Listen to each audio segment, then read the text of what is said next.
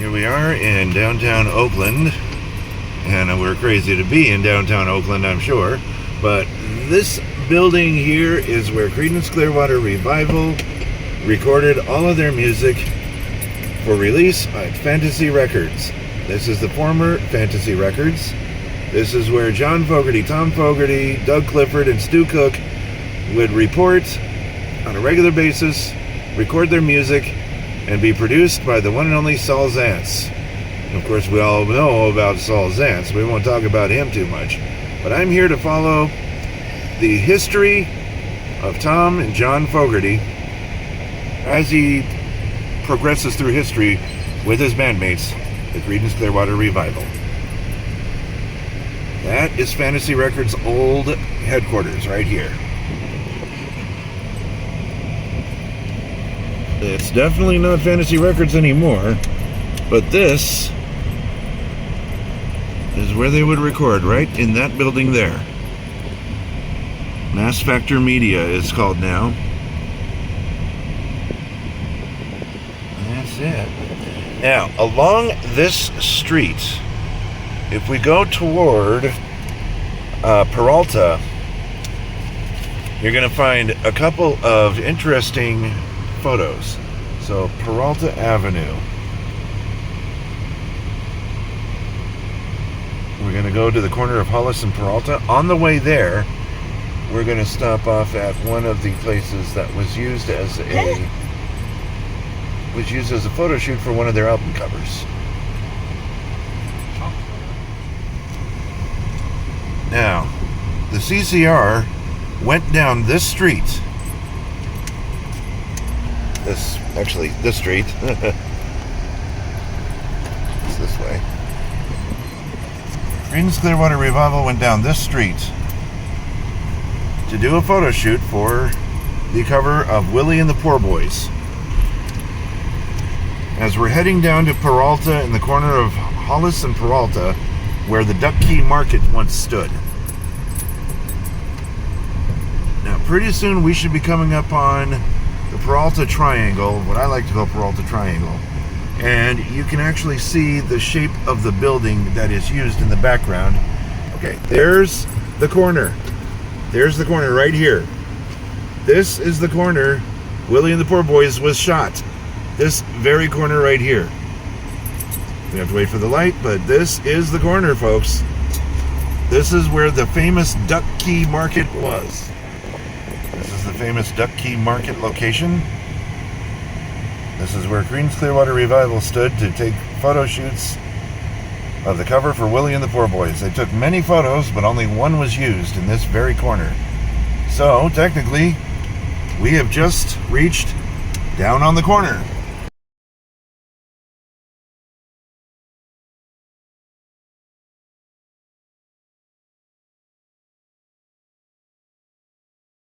I'm pretty confident that nobody's going to hold us up, so I'm going to do something crazy and get out and actually stand on the corner where John Fogerty once stood.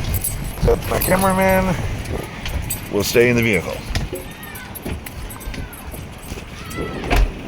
Okay, here I am in Oakland, walking the streets of Oakland.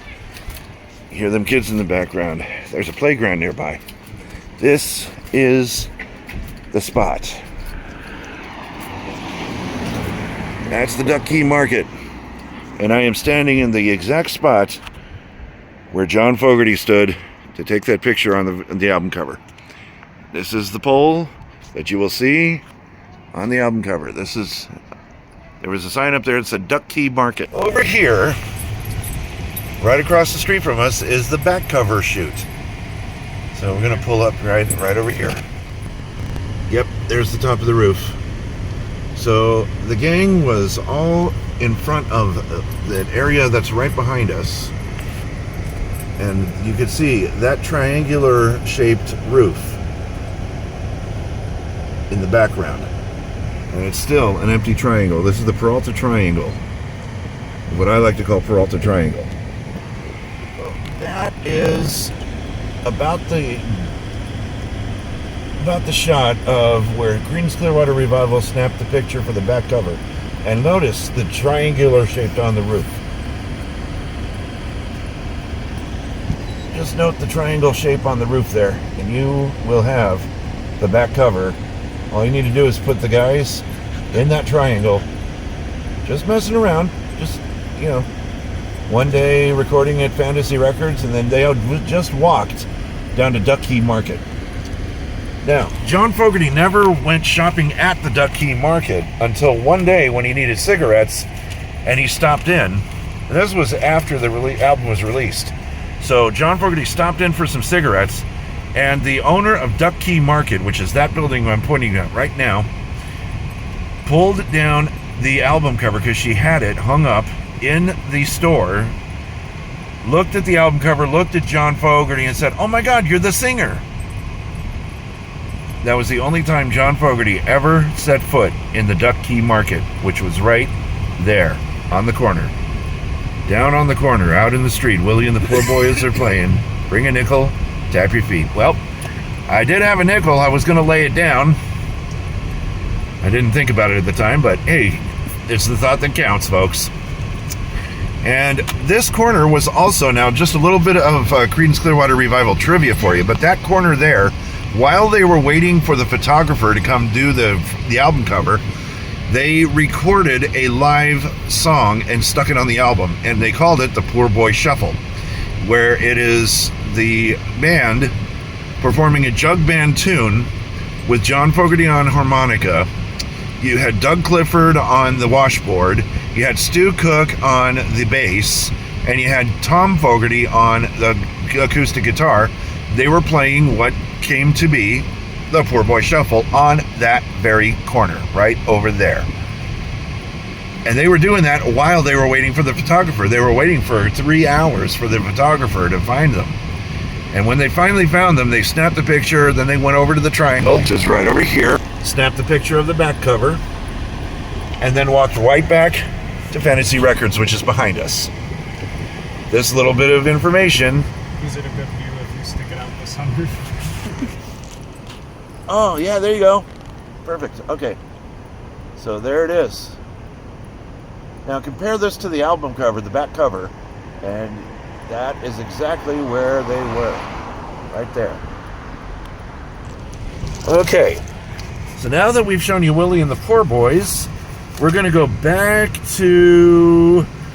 Oh, we're going to go ahead in time to 1970 when the band was about to release Cosmo's Factory.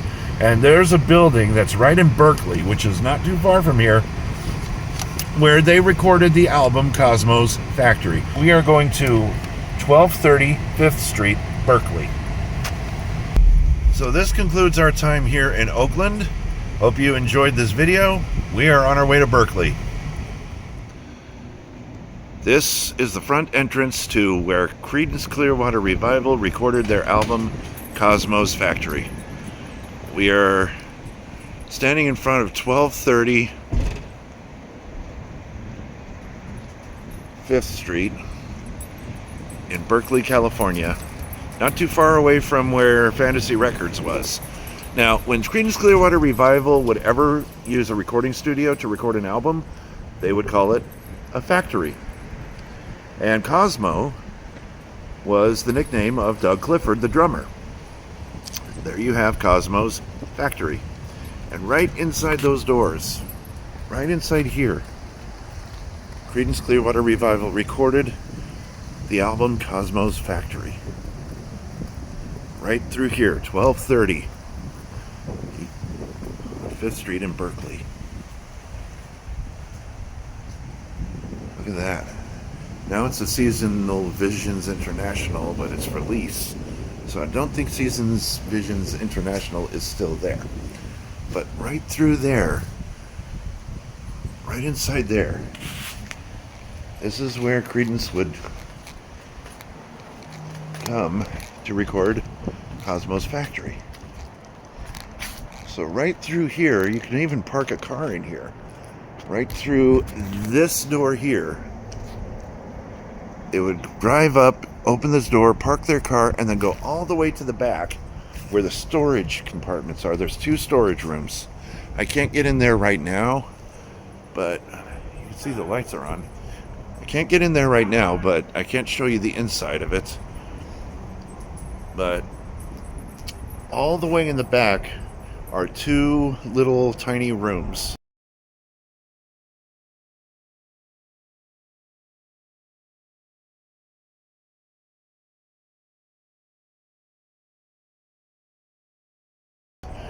And in the left room, I'm sorry, not the left, the right room, was where the photo was taken for the cover of Cosmo's Factory.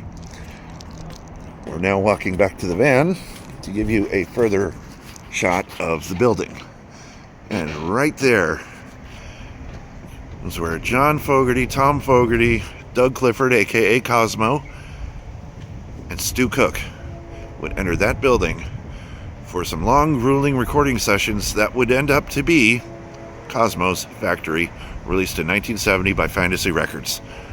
Again, produced by Saul Zaentz.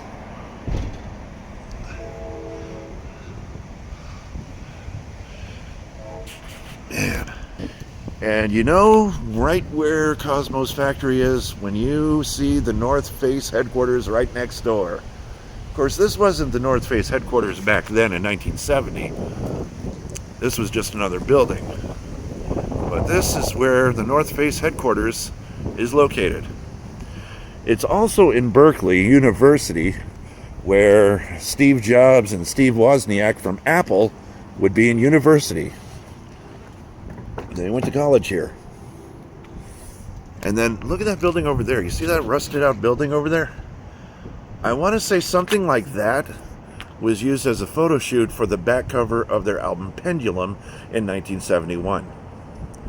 But I'm not sure if that's the same building. But they did take a picture of an open out, like a window, in a metallic rusted out building that looks kind of like that. But I don't know if that's the same building they used to take the picture. In fact, nobody knows where that is. I don't even think Creedence knew where that was. It was just an old building. Hey, let's go in and take a picture. Snap. Okay, we're done. But that building there looks very remotely similar to the building that the guys were in on the back cover of Pendulum. Our next stop is going to be right at the house where John Fogerty and Tom Fogerty grew up together in their childhood home. I can't wait to see what that place looks like. And that's going to be just 9 minutes away from where we're standing right now. Or sitting, actually, now. So join us, and we are going to visit the childhood home of John and Tom Fogerty. Okay, now, folks, we are going through the neighborhood of John and Tom Fogerty growing up. We're getting closer to Ramona Avenue. But this is the stomping grounds of a very young John Fogerty and Tom Fogerty.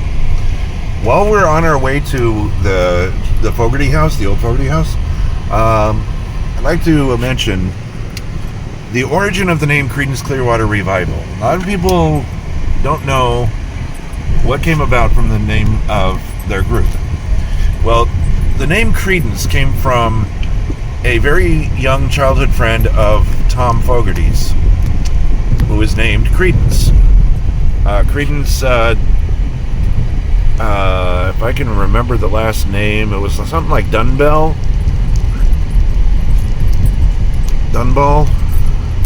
something like that, something like Dunball.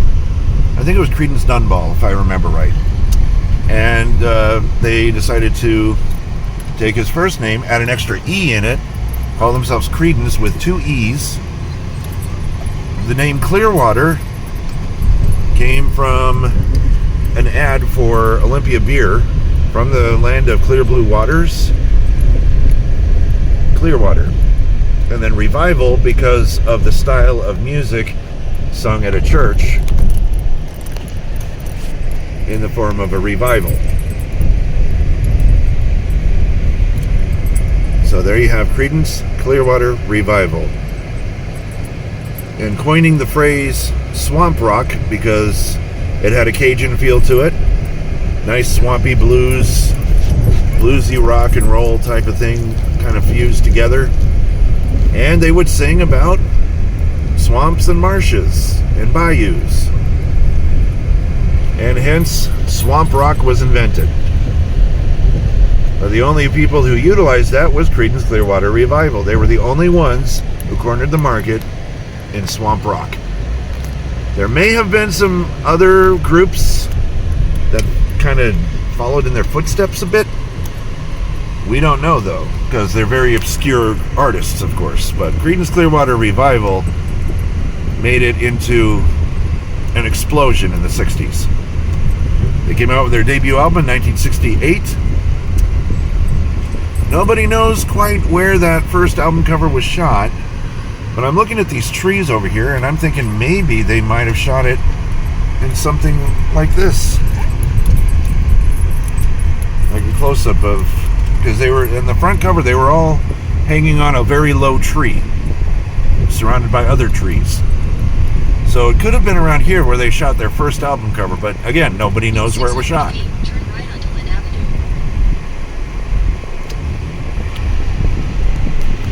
They would go on to record their second and third albums in 1969 consecutively, which was Bayou Country and Green River, respectively. Their fourth album, Willie and the Poor Boys, was then released in 1969, and their fifth album, Pendulum,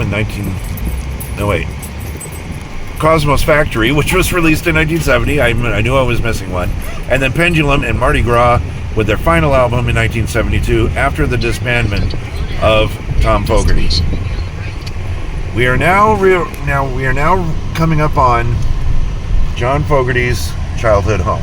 I'm guessing there used to not be there's a Ramona. roundabout, but there's a roundabout now. There is a roundabout now.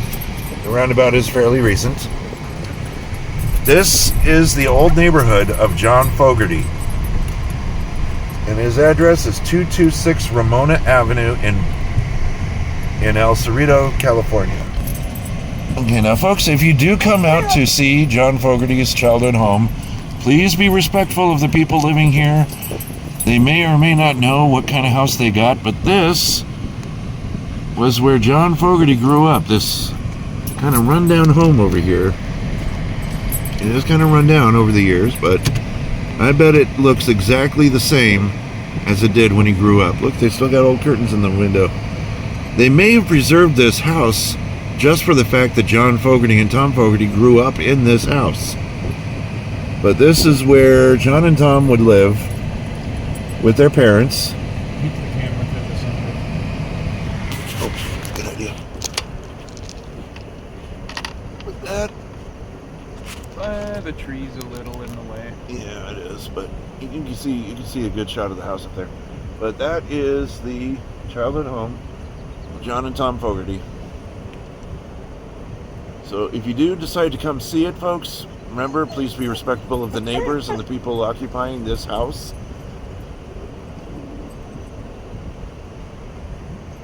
As with any place you want to go to do a video shoot in public, please be respectful of the people around you. But that is it. That is John Fogerty's old house. When we get to our next destination, I am going to explain to you our next photo shoot, which is of the Green River album cover. And that was taken in Tilden Regional Park on Grizzly Peak Boulevard in Orinda, California. 10 minutes. And it's only a 10-minute drive. So let's go and see where they shot the album cover for Green River. Just panning across this beautiful view of El Cerrito down below. Nice beautiful view, and this nice beautiful little cemetery over here where we just landed at. We are now soon approaching where Green River's album cover was shot. It was around this area here, right by the lake, where the album cover was shot, but not the actual Green River the song is based off of. There's two Green Rivers. One where the album cover was shot, one where the actual Green River was that inspired the song. And we're just on our way to the album shoot location. This is where they shot the cover for the album. It was up in this area up here, which is not too far away from John and Tom Fogerty's childhood home. We're coming upon Grizzly Peak Boulevard. This should look, starting to look familiar. Those trees starting to look familiar. Trees like that were in the foreground and background of the album cover. So we should be in very familiar territory if you are a fan of the album Green River. The album cover for Green River was shot right down this way. But this was not the actual Green River that was inspired from the song. That's actually somewhere else. Wait. Maybe. Bingo. Hold on. You see what I see? No, I'd say. There's a creek. Yes, there is a creek. But you see these trees? Those are the same trees. Oh, here we go. Yeah, those are the same trees. Same trees. And that little pass that we just passed there, that cover of Green River was shot either there or up here a bit. It was somewhere around here. No, I think it's up a bit further. I think it's up here. It's by the creek. Green River album cover, the front cover was shot right in front of a bunch of trees that looked just like this. But somewhere around here was where the front and back covers for Green River was shot. Look at these. These are the trees. Okay. We are actually here at the spot.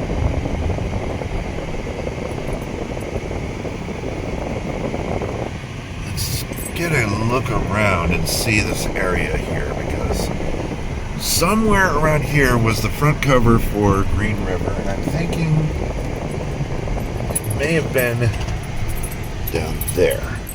So join us now. We are going to explore this national park area to see if we can locate the exact location where the front cover of Green River was shot. Okay, our exploration begins here at the parking area. There's an outhouse here. And if you go further down this way, look what I see. Wooden fencing. Look at this.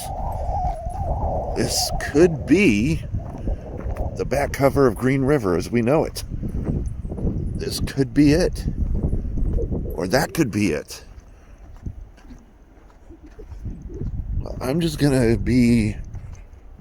No, it wasn't straight. It wasn't a straight wooden fence, but it looked just like this. And I think it was back where that guard was. That guardrail.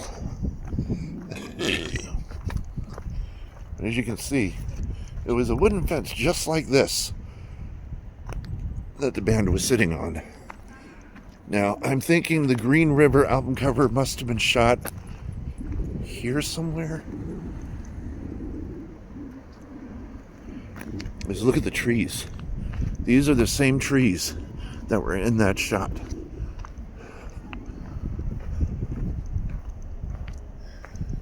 And I think where that guardrail was the back cover shoot. But let's go over here toward these trees here. And I'm stepping on twigs and it's getting caught in my sandal. I'm taking home a piece of history. Get out of there. Okay. Here we go, folks. Let's come down here to this corner where the trees are vividly green. I mean, really, really green. I could definitely understand why the band wanted to shoot surrounded by green. And these trees are green. I mean, totally, totally green. Wow. Now, back this way, this may be, because there's a tree here in the foreground, and all these trees back here. This may be around where the band shot their album cover. So if you excuse me for a moment, let me get a picture of it to reference it. I will be right back. Okay, folks, I did look at the album cover. Now, if you come around here, it looks as if there's a big bushy tree to the left. To the right, a skinny looking tree going up at a slight angle. And this bare spot here on the ground, Creedence Clearwater Revival was standing right there.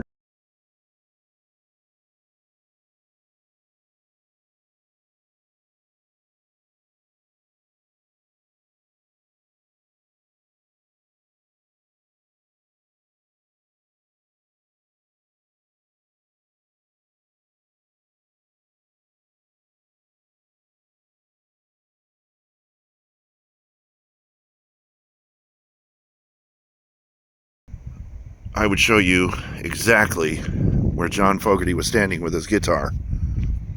It was right at this spot. Right here where I'm standing. Guitar would have been right here at this little divot here.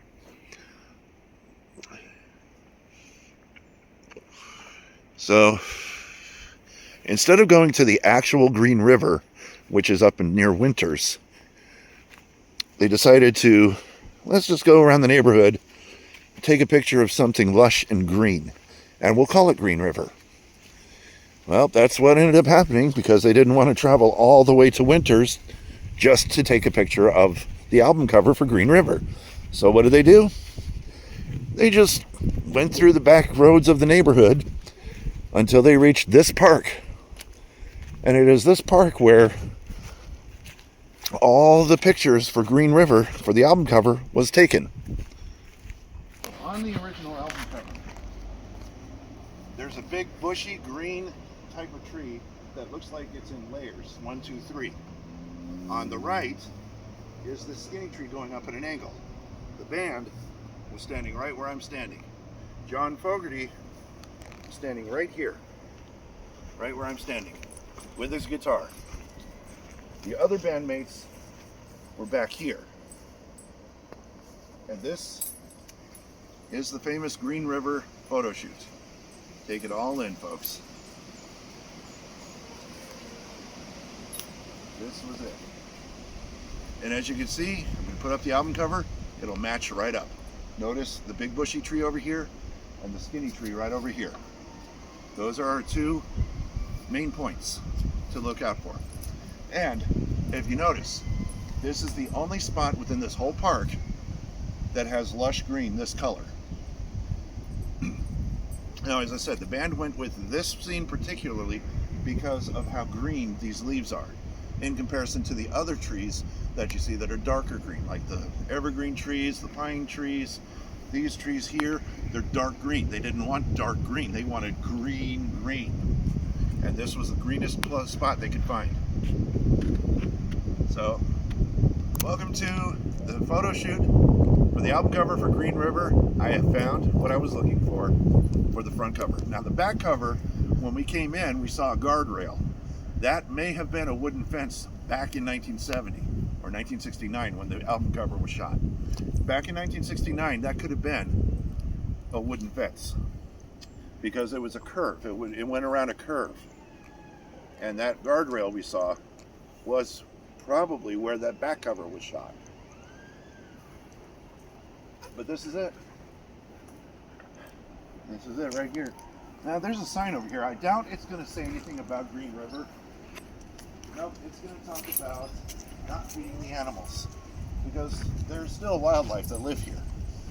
And you know, being out in the open like this, out in nature, you're going to run into some wildlife. So they put up these signs, not to feed the animals because it could be dangerous. It could produce, you know, incorrect human-animal interactions. The animals could take that as something not generous. You could wind up getting your fingers bit off if you give them food. You never know. So when you're out here, please don't feed the animals. Let them find the food on their own. Or if you want to throw food and then walk away, nobody will see it. But you shouldn't really feed the wildlife. They'll find their own food. They always have. They always will. And then study in progress. Look at this down here. And there's a salmon there. So I guess they're studying the wildlife out here. Oh no, that's a trout.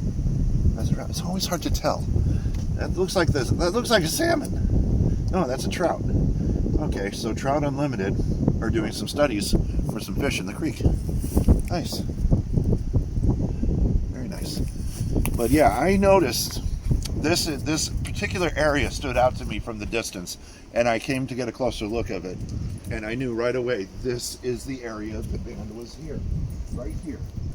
I knew it because of the color of the green. I knew it because of the big bushy tree and the skinny tree on either side, and empty area in front. And that's how I knew this was the spot. But now we're heading down that way, and it's going to be near Winters, California. This is the actual location for Green River. And why they didn't shoot the album cover all the way into Winters? Because it's up by Sacramento. It's a little bit far of a place to go just to shoot an album cover, when they could have shot one right here. Nobody would ever have known the difference. And of course, obviously, you know, history buffs like me would definitely know the difference. But that kind of has been debunked a long time ago, because as John Fogerty kind of revealed in an autobiography, the cover for Green River was shot right over there, and the actual Green River from where the song was based off of is in another location. So if you come here to look for the actual Green River, sorry Mario, but your river is in another castle. So let's head up to Winters, California to see the actual location John and Tom Fogerty and his family would visit on a yearly basis every summer in their favorite campout spot near Cody's camp. You gotta admit, this place is freaking beautiful. I love this place. And you can take in all the trees. And if you notice what I said about the trees earlier, I guess they figured that these trees were lackluster in the production of such a vivid green album cover, and that was the only spot they would find the most lush trees in this whole entire park. And now you can see there are trees of different shades of green. That's a beautiful green, but that was too dark. They wanted bright, lush green, and that's what they got. But again, not at the real Green River. So we're going to that spot where Green River was an inspiration and a vacation spot for a very young John and Tom Fogerty and his parents when they stayed at Cody's camp.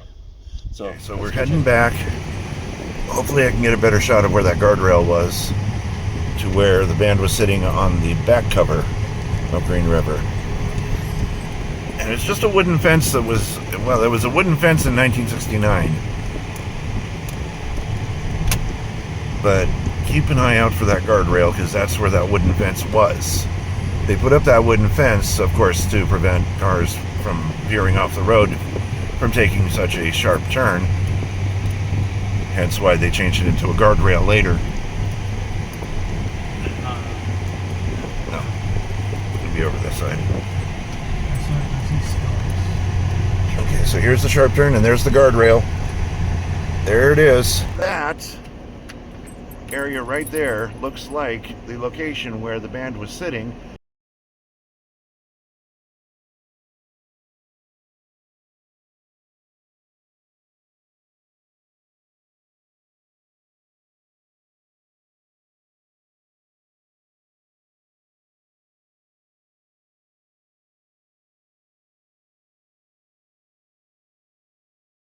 Because it's geographically placed in that area, in the same area that the front cover was filmed. One thing about Creedence is they didn't really like to go far to take photo shoots of their album covers. If they find a place, you know, like just like Willie and the Poor Boys, they took a shot in front of the Duck Key Market, and then down not even a block was the triangle we saw, and that was the back cover. Same thing with Green River. Green River was shot right where we were standing, and then right at that guardrail, which was a wooden fence in 1969, was where the band was sitting. So there was not really a great distance between front and back cover shots. I noticed that about the band. They didn't really like going great distances. They didn't like traveling much. So we will now join back with you in Lodi, California, at the Greyhound, which was mentioned in the lyrics of Lodi by Creedence Clearwater Revival. We are now approaching Lodi, California, in the lower Sacramento County. This up here is Lodi. Now, as we're approaching Lodi, I'd like to mention the inspiration behind this song, Lodi, by Creedence Clearwater Revival. Now, John Fogerty speaks about getting stuck in Lodi again and again, looking for fame and fortune, looking for a pot of gold, looking for a new crowd to sing to. Thought he found it in Lodi, but he just got stuck. Ran out of money, ran out of songs to play.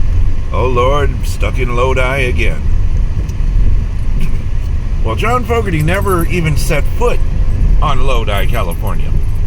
Why did he choose Lodi? Well, because between the record shoot for Green River and the actual Green River is a little old town called Lodi. And he decided to do a little song about getting stuck here. When all of actuality, the only time John Fogerty got stuck in Lodi was waiting for an hour and a half to get gasoline. That's his idea of getting stuck in Lodi. Waiting over an hour for gas. That's not exactly the same kind of demographic that's in the song now. But look at all the stuff you got here. You got an O'Reilly's, a Domino's, a Jack in the Box. Yeah, you're really stuck, man. You got resources. You got places to go, places to make some money. You know, you're John Fogerty. People know who you are. By the time you released Green River, people knew who Creedence Clearwater Revival was. Didn't necessarily have to remain stuck in Lodi if that was the case, but turns out it was not the case. Look, you even have a thrift boutique, Lodi House. Look at that. And you got, ooh, nice McDonald's here with the arches. This is the Lodi McDonald's with the arches.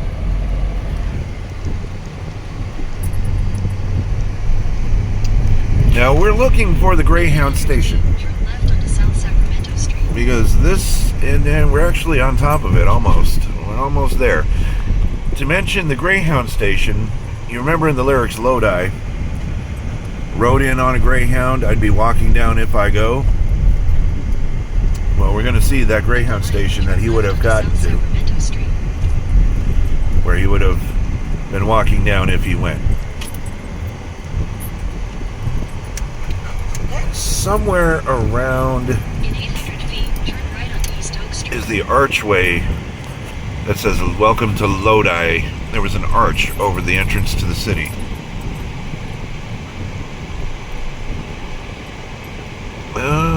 Hello. Stay on your side of the road there. Anyway, that's another Greyhound station. What's coming up? Coming up.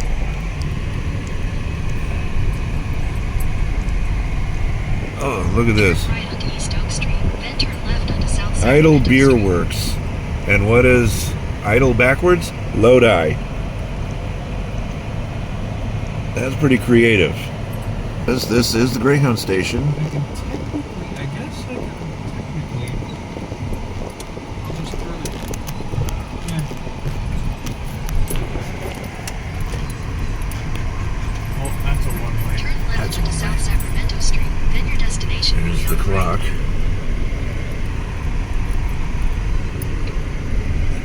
Yeah, we burned a little daylight getting here. But this is the Greyhound station. Hey, bus stop. Amtrak. Lodi Transit Station. Yep. This is it. This whole place right here. Greyhound on one side, train on the other. But while we're here, let's get a shot of this. Isn't that beautiful? Look at that arch. That archway that leads into downtown Lodi. What a way to welcome you to Lodi than a beautiful lit arch. And so if you are riding in on a Greyhound or taking the next train, you get met with this lovely archway.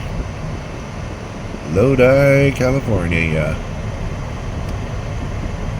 You know, while we're here and while there might be some shops open, I want to see if there's any souvenir places. I'd love to get a souvenir that says Lodi on it. We'll take a look around and see what we can find that's open, because it is 9 o'clock at night. We have just gotten out of Walmart in Lodi, and mission accomplished. A t-shirt for the Lodi Flames at Walmart. So I got something with Lodi on it to show that I was here. And probably to wear if I ever meet John Fogerty. Remember this town, John? Remember how you got stuck waiting for an hour and a half for gasoline? Yeah, this is my souvenir from Lodi. Now we will rejoin up with you again in Winters, where we will find our final destination on our retracing of the steps of Creedence Clearwater Revival. We finally made it. It's daybreak. This is the infamous Green River.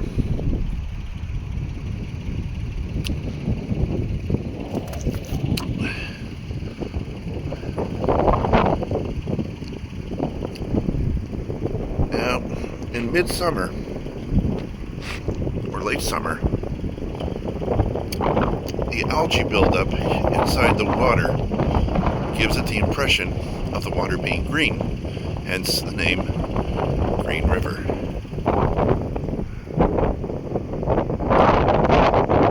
Now, at the start of Green River, right over there, you're going to laugh at this, they gave it the name Glory Hole. I swear to God, I did not make any of this up. This over there, where the river starts, is called Glory Hole. And across the way from that is Devil's Gate. I'm not making any of that up, folks. So, this way to Glory Hole. I'm just finding a place where I can climb up. Here we go. And I don't know exactly where John Fogerty and his family would be, but I'm thinking it's probably more towards Utah Creek, which is that way. But take a look at this. Isn't that pretty? That water's got to be really cold, so I am not going in it. But that looks to be a very luscious green river, from what I'm seeing.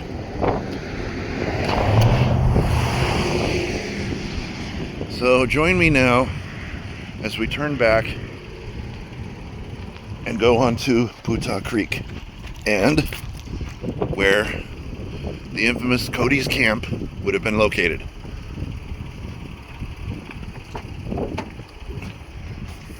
Let's take a look at Glory Hole. Now, see where that white water is shooting out? That's known as Glory Hole.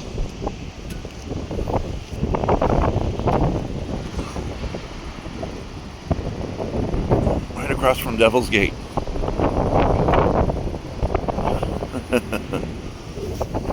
Well, we looked all over to find entrance.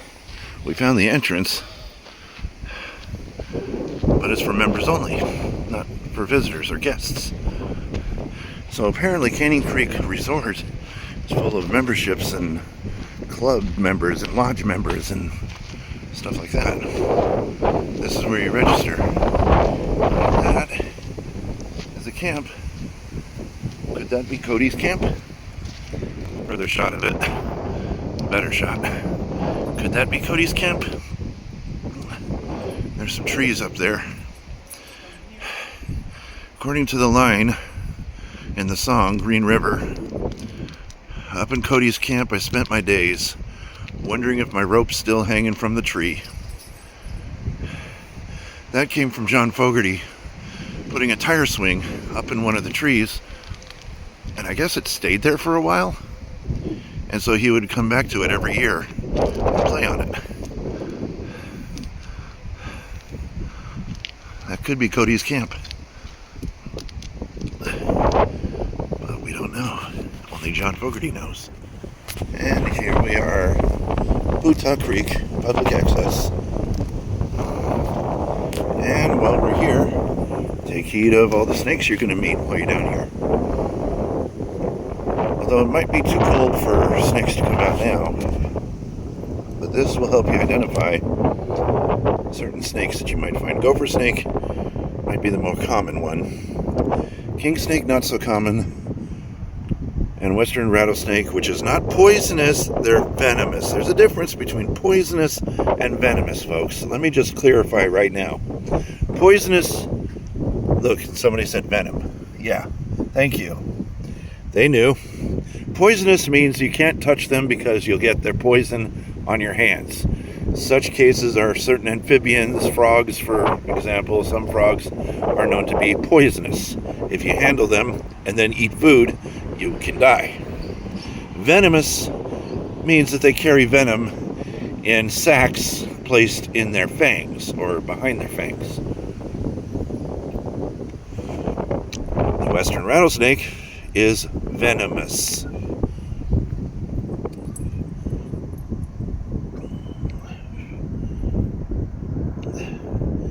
So there's your tip on snakes.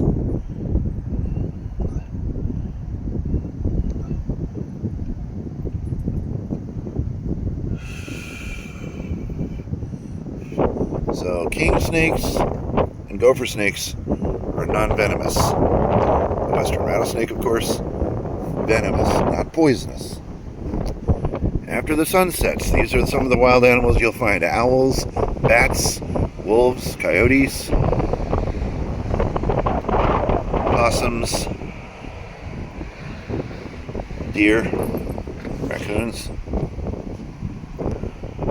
Those are some of the animals you'll see after the sun sets. Now follow me down here. There's sky predators, hawks, owls, eagle, an osprey, turkey, vulture, northern harrier. Mostly hawks and owls. Very few eagles. Golden eagle mostly. If you want to see a bald eagle, head up to where the mountains are. A land shaped by dryness.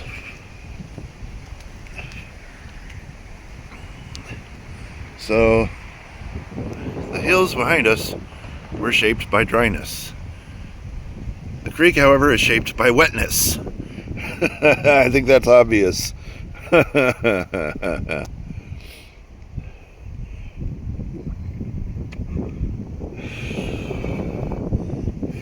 Reptiles are aroused to activity by the heat.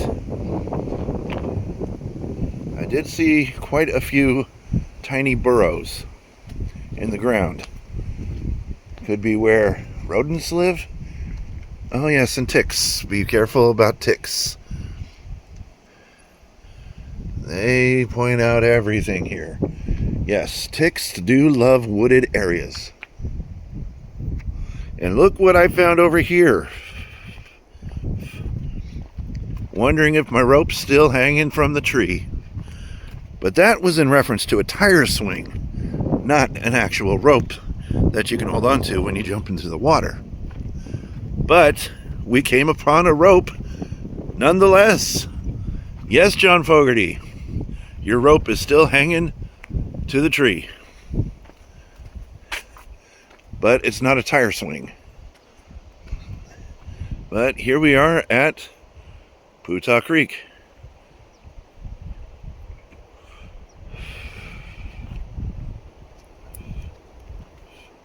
And this is the deadliest creature on earth.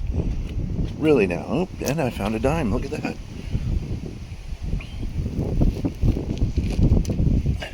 I found a dime. I found a nickel. That's 15 cents, folks.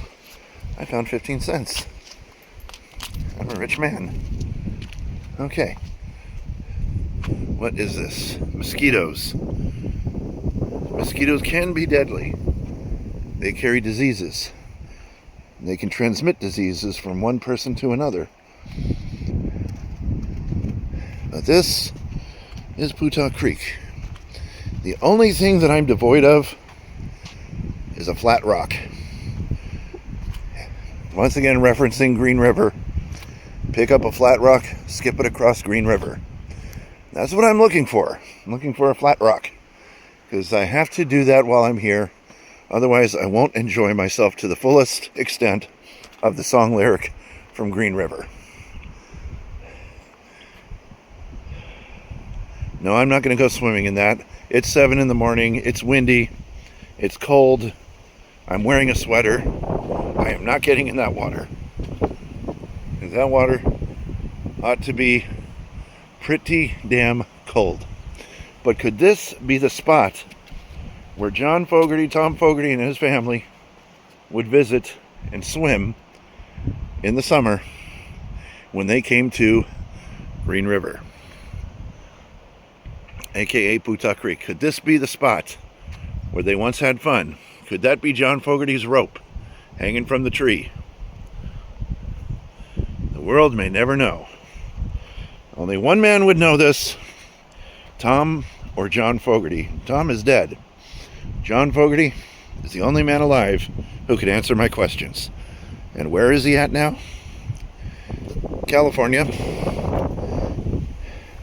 Practicing on some songs, maybe. There's a picnic bench here. Can we find some flat rocks over here, maybe? No. Where are these flat rocks you are singing about, John? Well, looks like somebody was playing Uno Mini over here. And there's a bottle, old can of Dr. Pepper. No flat rocks. I don't see any rocks. I just see dirt. Looks like somebody left an article of clothing there. I don't see any flat rocks, John. Where are these flat rocks you speak of? I don't see a single flat rock. The only rocks I saw were back at the resort, near Cody's camp. Let's take this trail.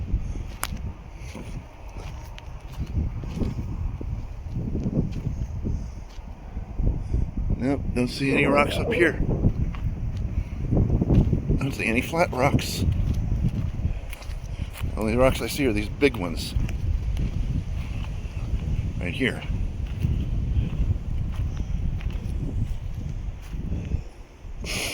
The only rocks I've seen.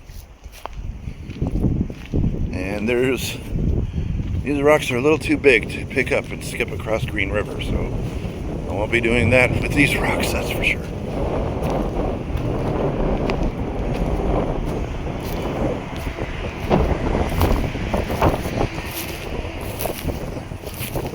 Maybe this was not where John Fogerty was hanging out, but I did see a rope hanging from a tree.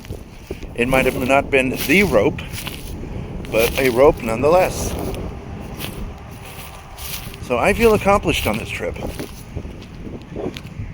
If I can find a flat rock to skip across Green River. Might have to come all the way up here to find a flat rock. There's got to be some kind of form of rock that's not gigantic boulders. I'm half tempted to go back to the resort where all those stones were and find a flat rock or 2 or 5 or 10 so I can skip one of them across Green River.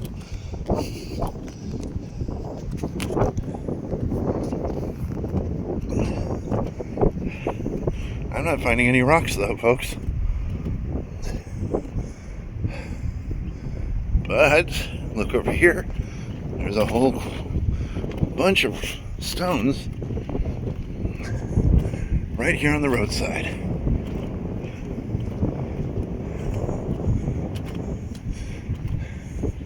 I may be able to find, well, here we go. Here's some stones. Any flat ones?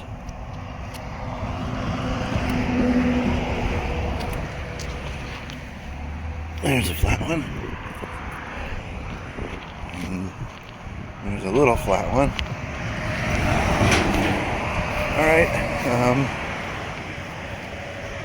I'm not going to go on the other side of that fence. I'm just going to look over here. Alright, help me find some flat rocks. Hey, want a burrito, anyone? That must have been what it was wrapped in. Okay, flat rock, flat rock. There's one. In case one of them was a dud. Alright. See, saw two flat rocks. Oh, wait. There's one.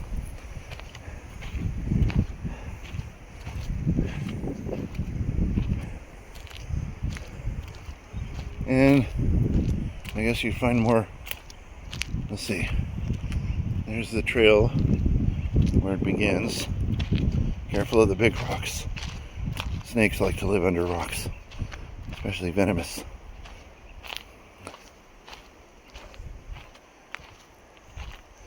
You definitely don't want to disturb the big rocks. See? Burrows. But you never know what could be in these burrows. Oh, somebody's flip-flops. Low bridge. Okay. I just ran into a tree. A low hanging tree branch. Alright. Trail stops here. And we're at Putah Creek. Let's go back to where the rope was, because this is very narrow. I'll have more room to chuck a flat rock across Green River. And I found 3. So out of one of these 3, one of them should skip across Green River.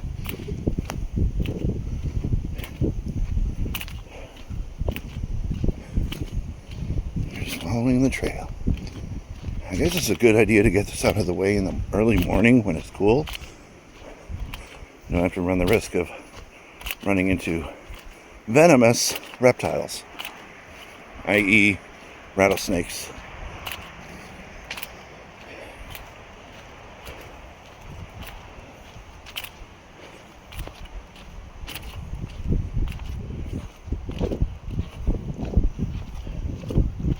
Okay, here we are. Back at Green River. About ready to skip a rock across Green River. Wondering if the rope's still hanging to the tree. Here we go, folks. Here's for flat rock number 1. No. Didn't work. Maybe I have to be more level with... Let's try this. This one. Flat rock number 2. No. Let's go down lower. Got one more flat rock to do. Okay. Here we go. Last one. Hey, it skipped. I did it. I only skipped twice, but success. I picked up a flat rock. I skipped it across Green River.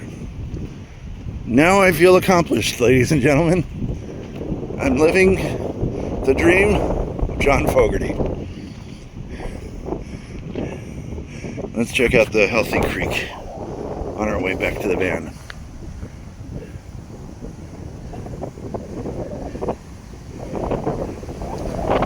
So I guess if you find any of these critters, it is a sign of a healthy creek. predaceous water beetle and their larva, a caddisfly and its larva, a dragonfly and its larva, or naiad, not necessarily a larva, but you got mayflies and tree frogs. If you see tree frogs, or an American dipper, or even rainbow trout, you got a healthy creek on your hands. If you see none of those, then it could be polluted. What animal in the world would want to go near polluted water? But there you have it. Our trip to the real Green River, made famous by John Fogerty and the Creedence Clearwater Revival. Ladies and gentlemen, this concludes our walk through CCR history as being one of the most innovative bands of the 60s, invented and coined the phrase swamp rock. And we're coming back to the deadliest creature on earth. What a way to close out this video. We hope you enjoyed this video series as much as I enjoyed going to each spot. And if you ever want to come down to these places, you can retrace my steps that I've taken and see these sites for yourself. Word of warning though, if you go to Oakland, be very careful of your surroundings.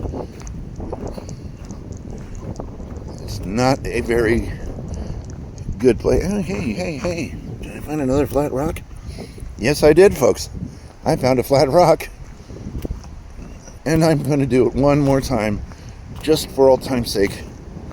I'm going to come down to where I had a successful skip and see if this flat rock will skip across Green River.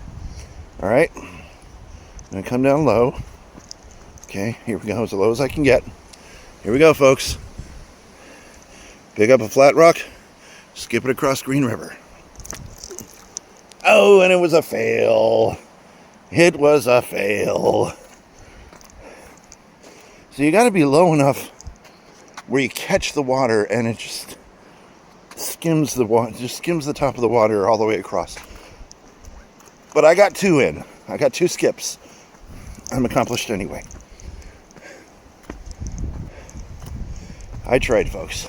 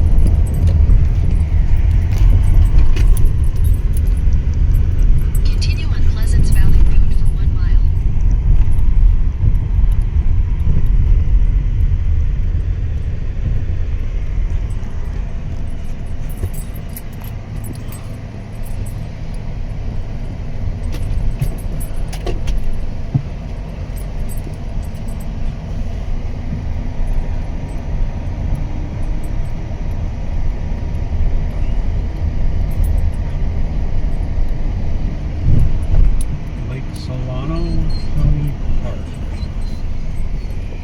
Well, we're here decided to take a side quest journey up Utah Creek in an area called Lake Solano.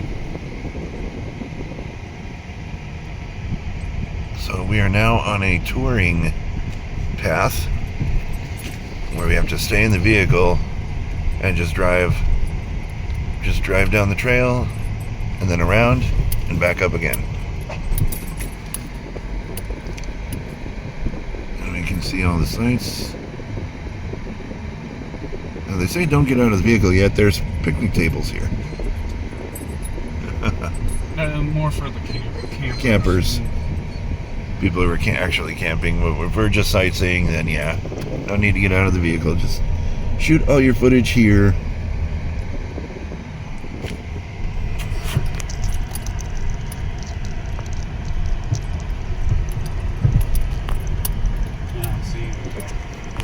Yield to uphill traffic. I wanted to go down there because it's closer by the water. You see? Yeah. Closer by the water. He told us to stay around, right? Right around here, though. Yeah. Yep. I don't know if you point the camera down that way, if you could see anything. That would be a path that would take you closer to the water and the camping grounds. But we're just taking a look around. We're whipping around now, going back up and back the way we came. Lake Solano County Park.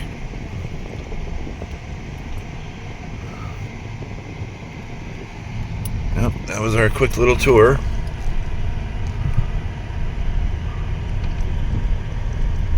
Kind of along In 800 Utah feet, Creek. turn left onto Pleasance Valley Road. You can see people camping over here. Yep. Nice camping area.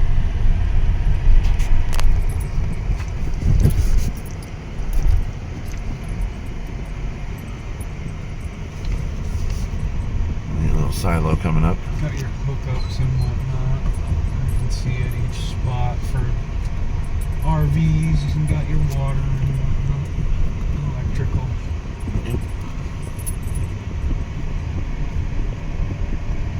It's interesting. What do they do with the silo?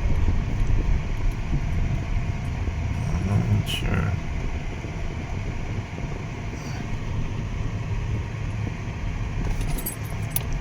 It's where they hide all the dead bodies when the killer comes striking. Is this guy trying to reverse? I don't see any movement. I don't see any lights.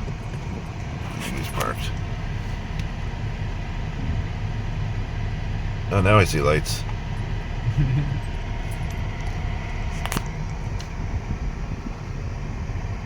I think he's trying to go forward because he had his buddy jump out. Yeah, he's trying to go forward.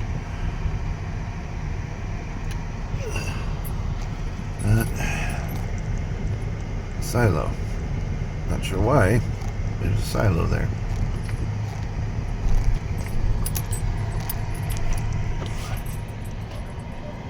We are now sitting outside the Utah Creek Cafe, a delightful stop if you're ever in Winters, California, a must-go-to place for all of your dining needs.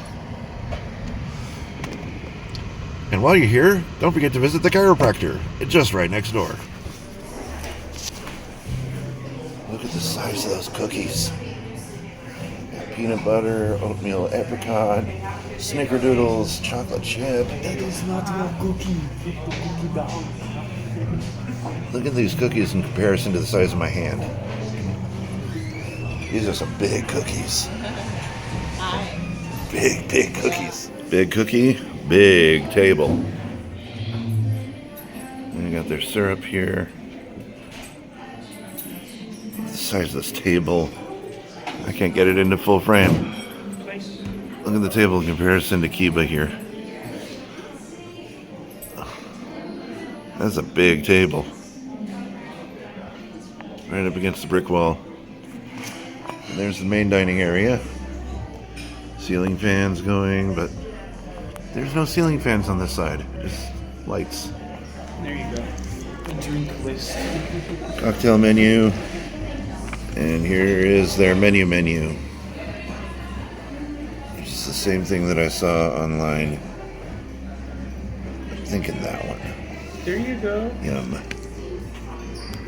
Espresso and coffee. Your mocha. Yeah, but I got plenty of those in the car. No, I'm thinking... today? Have you ever seen house recipe fancy tomato ketchup? You'll find it here at the Puta Creek Cafe. Now, keep in mind they don't make the ketchup in-house like they do their pies and cakes. It's distributed by Cisco.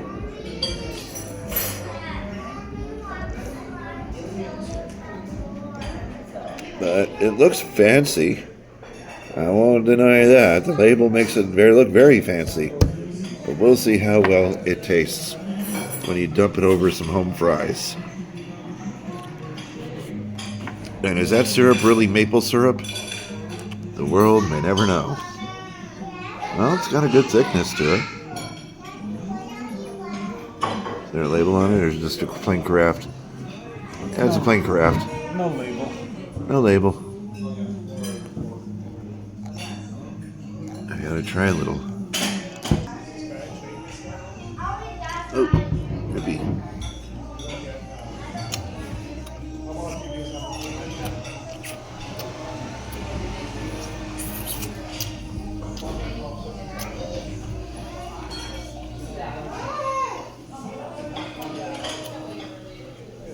I don't really taste it. I don't think that's real maple syrup. Just a syrup. It's just a syrup.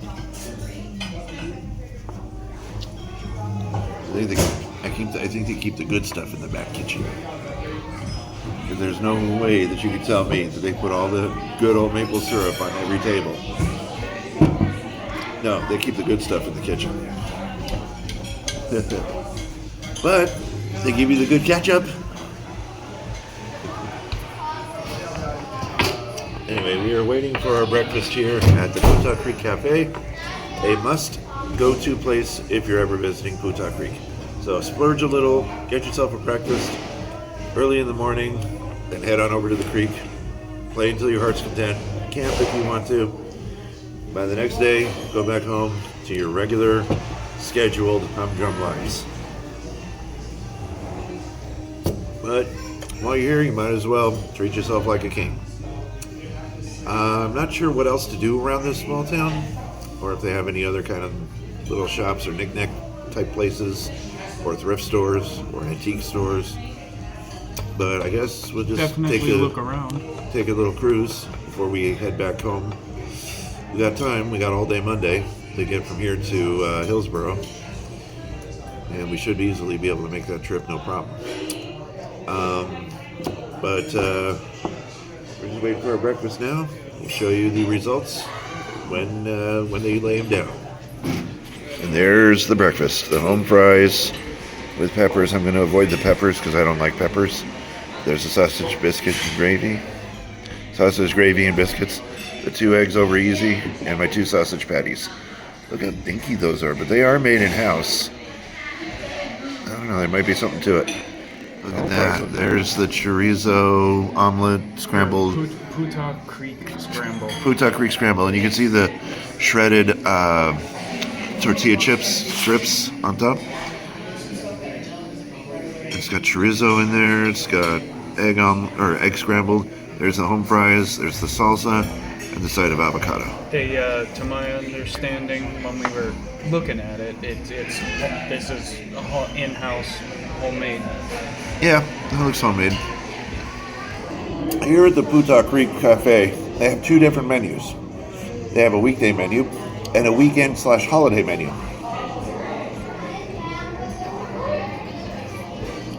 The weekend/holiday menu is the same thing as the weekday menu, with one exception. Only one. They offer Eggs Benedict.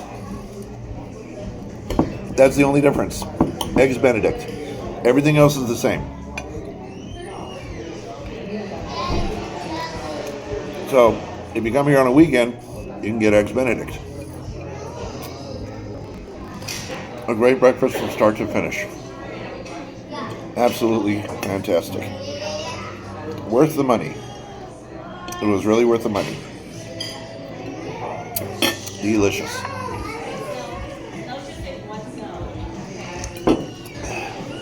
So, once again, folks, if you're watching this video, come on down to Putah Creek. Come on down to the Putah Creek Cafe. You're going to enjoy your food. You're going to enjoy your time. And this is one of those places you just want to just kick back, relax, let things go, let things happen, and just enjoy this peaceful day. Because this seems to be the perfect town to do just that. Plenty enough sightseeing as well. Oh yeah. Definitely enjoy the views. And if you ever happen to find yourself lost, come on home to Green River, pick up a flat rock, skip it across, and you're going to guarantee to find some rope hanging from a tree.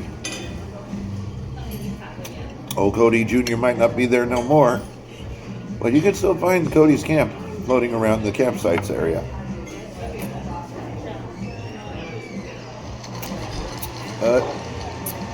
All in all, I'd say come on down to Green River. You'll enjoy it.